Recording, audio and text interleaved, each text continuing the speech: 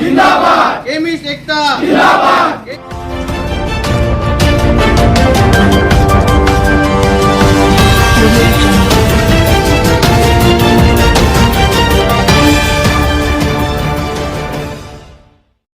सरकारने ऑनलाईन औषधी विक्रीवर बंदी आणावी आणि कॉर्पोरेट कंपन्या देत असलेल्या व्यावसायिक सुट्टीवर प्रतिबंध घालावा या मागणीला घेऊन केमिस्ट अँड ड्रगिस्ट असोसिएशनने दिली भारत बंदची हाक। त्या अनुषंगाने धामणगाव तालुक्यातील केमिस्ट अँड ड्रगिस्ट असोसिएशनने या मागणीला आपले समर्थन दर्शवत आपली प्रतिष्ठाने बंद ठेवली। संघटनेच्या मागण्या सरकार दरबारी पोहोचवण्यासाठी मेडिकल संचालकांनी आदर्श कॉलेज येथून मूक मोर्चा काढला। शहरातील मुख्य रस्त्याने मार्गक्रमण करत मोर्चा तहसील कार्यालयात पोहोचला। या ठिकाणी संघटनेकडून तहसीलदार यांना निवेदन देण्यात आले आणि आमच्या मागण्या शासन दरबारी मांडाव्या अशी विनंती करण्यात आली। यावेळी बोलताना संघटनेचे अध्यक्ष पवन भुरिया यांनी सांगितले की औषधांच्या ऑनलाईन विक्रीमुळे प्रतिबंधित औषधे जे डॉक्टरांच्या प्रिस्क्रिप्शन शिवाय देता येत नाही ती देखील सहज उपलब्ध होत आहे।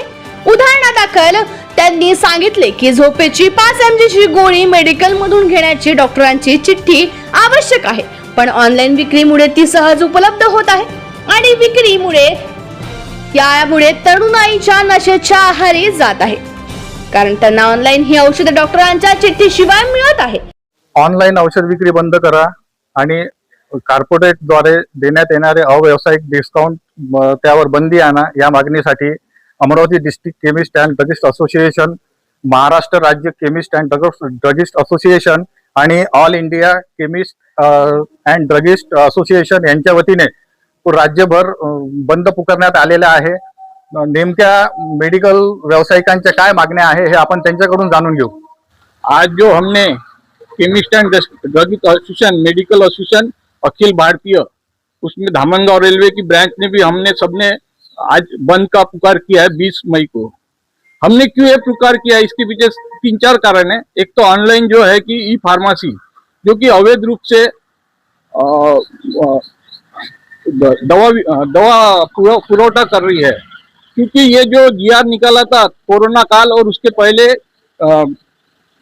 जीएसआर 817 और 220, ये जीआर में लिखा था कि वह हम तत्काल पूर्ति के लिए ये ऑनलाइन को सुविधा देने के लिए कुछ मरीजों के लिए वापस देने के लिए सर्विस चालू कर रहे हैं, लेकिन उसका गलत फायदा उठा के वो ई कॉमर्स कंपनी ने, ऑनलाइन कंपनियों ने उसका फायदा उठा के सरकार के साथ में उनका कुछ तो भी गठबंधन होकर उसको आगे चला रहे हैं। उससे बहुत से नुकसान अब हमारे सामने दिख रहे हैं, जैसे कि जो दवा है वो ऑनलाइन तो ला रहे हैं, लेकिन उसमें व्यसन वाली दवा, नींद की गोली और भी ऐसे जो मादक पदार्थ है जिससे आने वाले भविष्य में बहुत से संकट आ सकते हैं पेशेंट के ऊपर और आने वाली जनता के लिए, जो आज उनको समझ नहीं है। दूसरी बात है कि ये दवा जो है प्रिस्क्रिप्शन पे मिल रही नहीं मिल रही, इसकी कोई जांच सही ढंग से हो नहीं रही है।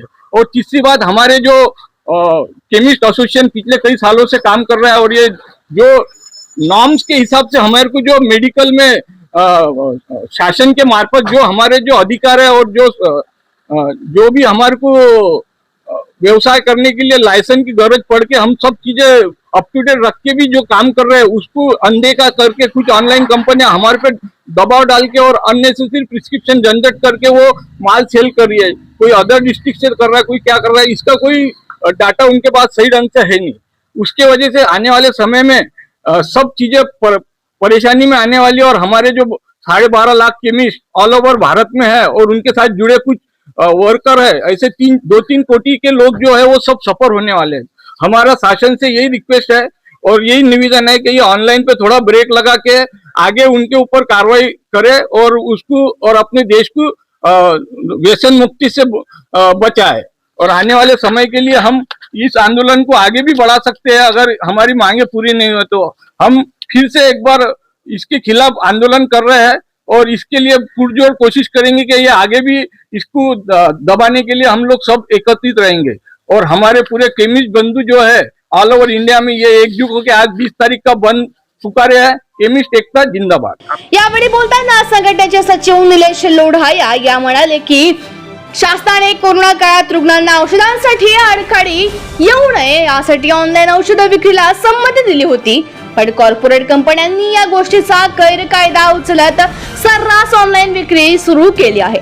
आम्ही शासनाचे सर्व नियम पाळत असताना कॉर्पोरेट कंपन्यांच्या ऑनलाईन विक्रीमुळे आमच्या व्यवसायावर गदा येत आहे. मुख्य मागणी आमची एकच आहे, सर्वात मुख्य मागणी ऑनलाईन मुळे जे औषधी डायरेक्ट मिळत आहे त्यामध्ये ते कसं आहे, व्यसनाचं जे औषध आहे ते पेशंटला कोणतीच प्रिस्क्रिप्शन नसताना सुद्धा मिळत आहे. एक साधी झोपीची गोळी मेडिकल मधून प्रिस्क्रिप्शन शिवाय मिळू शकत नाही, पण ऑनलाईन मुळे जे 0.5 mg ची एक गोळी ते 8 तास झोपून ठेवते माणसाला, पण ऑनलाईन मुळे 0.5 mg वाली गोळी ही सर्रास त्यांना कोणतीच प्रिस्क्रिप्शन नसताना सुद्धा मिळत आहे.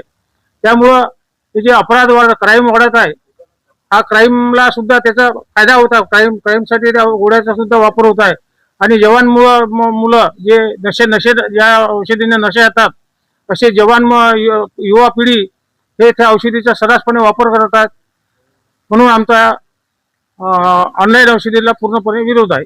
विशेष बाब म्हणजे चेन्नई आणि दिल्ली उच्च न्यायालयाने नियमानुसार ऑनलाईन औषधं विक्री करता येत नाही असे एका प्रकरणात दिलेल्या आदेशात नमूद केले आहे.